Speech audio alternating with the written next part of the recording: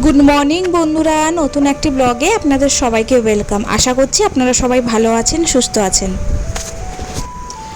আজ হচ্ছে আগস্টের 11 তারিখ, মঙ্গলবার। সকাল 7:30 থেকে আমি আমার ব্লগটি স্টার্ট করলাম।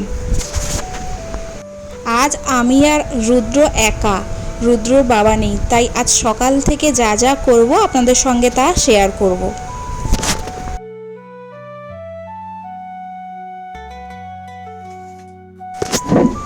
অনেক দিন ধরে তো প্রচুর পরিমাণে বৃষ্টি হচ্ছে, প্রায় 1.5 মাস হয়ে গেল বৃষ্টি হচ্ছে। তো কয়েকদিন বাগানে আসা হয়নি।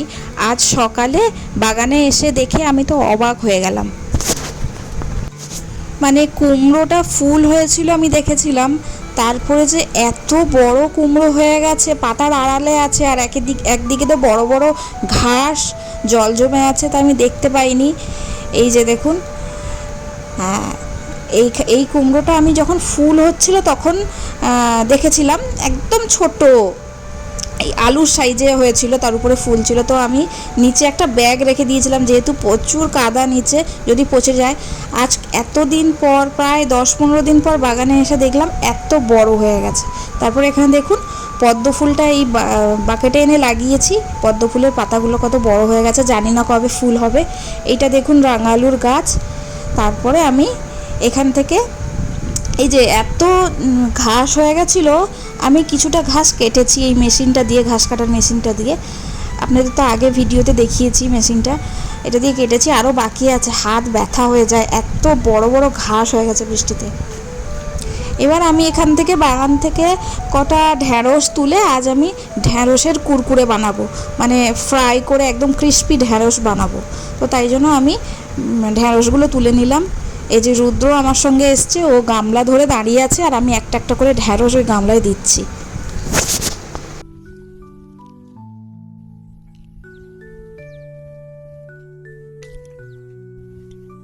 তারপর আমি তো আপনাদেরকে ঝিঙের ফুল দেখিয়েছিলাম, ছোট ছোট ঝিঙে হয়েছে দেখুন। এবারে দেখুন ঝিঙেগুলো কত বড় হয়ে গেছে। এবার কালকে ভাবছি ঝিঙে তুলে নেব।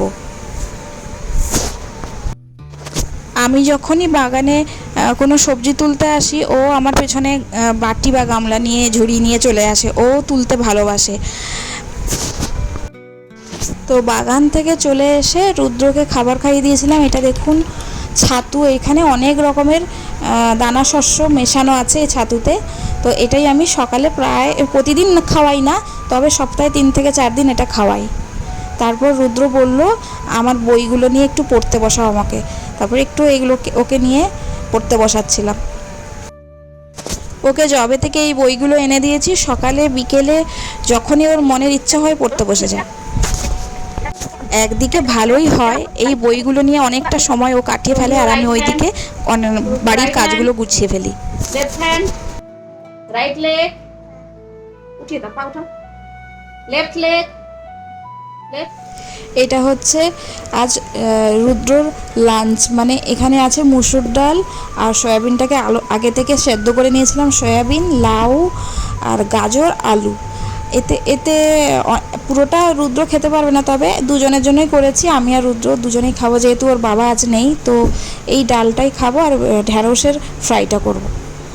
এই যে ক্রিস্পি ভিন্ডি, মানে ক্রিস্পি ঢ্যাঁড়সের এই রেসিপিটা আমি শর্টসে দিয়েছি, তাই জন্য শর্টস ভিডিওর জন্য এই ভিডিওটা বানিয়েছিলাম, তো আমি এখানে অ্যাড করে দিলাম। ঢ্যাঁড়সের ভাজা, চচ্চড়ি, তরকারি খেয়ে একঘেয়েমি হয়ে গেলে এই রেসিপিটা আপনারাও ট্রাই করতে পারেন। খুবই সহজ একটি রেসিপি। রুদ্র বাবা 2 দিন আগে বাজার থেকে এই তালটি এনেছিল, তো ওই দিনই আমি তালের পোড়া পিঠা বানিয়েছিলাম। শর্টসে আছে, আশা করি আপনারা দেখেছেন। আজকে বানাবো তালের ফুলুরি বা তালের বড়া। তো এইখানে এই পিউরিটা আমি রেখে দিয়েছিলাম ফ্রিজে। তারপর এটা করতে দেখুন ময়দা আর সুজি লাগবে। তো আমি এখানে 2 কাপ ময়দা আর 1 কাপ সুজি নিয়েছিলাম। তারপরে কিছুটা আমি নারকেল কুড়া নিয়েছিলাম, আর চিনি, আর অল্প একটু নুন। যে কোনো মিষ্টি জিনিসে একটু নুন না দিলে টেস্ট আসে না। তো আর তালের পিউরি দিয়ে এটাকে ভালো করে মাখিয়ে কিছুক্ষণের জন্য ঢাকা দিয়ে রেখে দিয়েছিলাম, যেহেতু এতে সুজি আছে, তো সুজি কিছুটা টেনে নেয়। রুদ্রর বাবা আস্তে আস্তে ওই সন্ধে হয়ে যাবে। তো আমি দুপুরে ওই ডাল আর ভেন্ডি ফ্রাইটা করার পর আমি এই তালের ফুলুরিটা করছি। ওটা করে রেখে দেবো, ও এলে টিফিনও হয়ে যাবে ওর।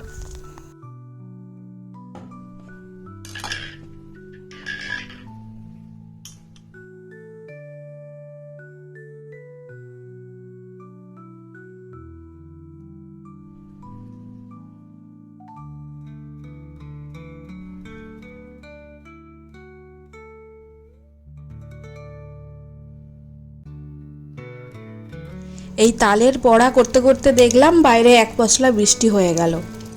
সকাল থেকে রোদ উঠেছিল, ভেবেছিলাম আজকে আর বৃষ্টি হবে না, কিন্তু দুপুর থেকে আবার বৃষ্টি আরম্ভ। এই বৃষ্টির আনন্দটা আজ পুরোপুরি মন থেকে উপভোগ করতে পারছি না, বারবার মনটা চলে যাচ্ছে আসামের দিকে। আমরা এখানে বৃষ্টি দেখে খুশি হচ্ছি, আসামে এই বৃষ্টি কত মানুষের যে জীবন বিপর্যস্ত করেছে, ঘর বাড়ি ডুবে গেছে, মানুষ কত কষ্ট করছে ভাবলে গা শিউরে ওঠে। কিছুদিন আগে পর্যন্ত যে বাড়িতে রান্না হতো, যে বাড়িতে হাসি আওয়াজে চারিদিকে ভরে উঠতো, সেই বাড়ি আজ নিস্তব্ধ জলের নিচে। খবরগুলো দেখলে খুব অসহায় লাগে, মনে হয় এই ঘরে বসে আমি আর কতটুকুই বা করতে পারি। তবে একটা জিনিস দেখে মনটা অনেকটা শান্ত হলো, দেখলাম অনেক মানুষ, অনেক সংস্থা এগিয়ে এসেছে, তাদের সাহায্য করছে, সবার পাশে দাঁড়াচ্ছে। এটাই তো আসল কথা, তাই না? মানুষ তো মানুষের জন্যই। সবার এই একতা আর ভালোবাসা দেখে সত্যি খুব ভালো লাগছে। আজ হয়তো আমার সেই সামর্থ্য নেই যে আমি ওদের কাছে গিয়ে ওদের জন্য বড় কিছু করতে পারি, কিন্তু ভগবানের কাছে একটাই প্রার্থনা করি, জীবনে যদি কোনো দিন ভগবান আমাকে সেই জায়গায় নিয়ে যান, সেই পজিশন দেন, আমিও ঠিক এইভাবে বিপদে পড়া মানুষের পাশে গিয়ে দাঁড়াবো আর দাঁড়াতে চাই। মানুষ যতই নিজেকে শক্তিশালী ভাবুক না কেন, প্রকৃতি যখন তার রূপ দেখায় তখন আমাদের সব ক্ষমতা, সব অহংকার এক মুহূর্তে তুচ্ছ হয়ে যায়। কত মানুষ নিজের ঘর, নিজের জমি, নিজের প্রিয় জিনিসপত্র হারিয়ে আজ অসহায় অবস্থায় দিন কাটাচ্ছে। আর আমরা অনেক সময় মানুষকে ভালোবাসার বদলে মানুষের সঙ্গে বিদ্বেষ, হিংসা আর প্রতিযোগিতায় মেতে থাকি, অথচ শেষ পর্যন্ত আমাদের সবার জীবনই কতটা অনিশ্চিত। আজ যার অনেক কিছু আছে, কাল হয়তো কিছুই থাকবে না। তো যাই হোক, আসামের মানুষের এই কঠিন সময়টা খুব তাড়াতাড়ি যাতে কেটে যায় আমি ঈশ্বরের কাছে প্রার্থনা করি। যারা নিজেদের সামর্থ্য অনুযায়ী সাহায্যের হাত বাড়িয়ে দিয়েছেন, তাদের প্রতি রইল আন্তরিক শ্রদ্ধা ও ভালোবাসা। আর আপনারাও ঈশ্বরের কাছে প্রার্থনা করুন যাতে আসামের মানুষজন খুব তাড়াতাড়ি ভালো দিনে ফিরে আসতে পারে। রুদ্র দুপুরে ভাত খাওয়া হয়ে গেছে, খাওয়ার পর বলল আমাকে একটা পকোড়া দাও। ও প্রথমে পকোড়া চাইছে, আমি তো বুঝতে পারিনি পকোড়া, তারপরে ওই তালের বড়া। আমি বললাম এটা, হ্যাঁ বললো হ্যাঁ।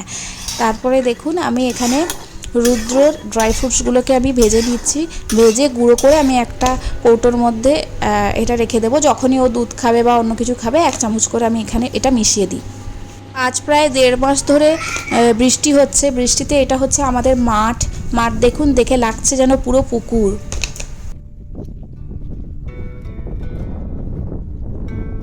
এখন এই 3:30 মতো বাজে, রুদ্র ঘুমোচ্ছে আর আমি একটু বাইরে বসে আছি। তারপরে যখন দেখি রুদ্র ঘুম থেকে উঠে চলে এসছে একা একা।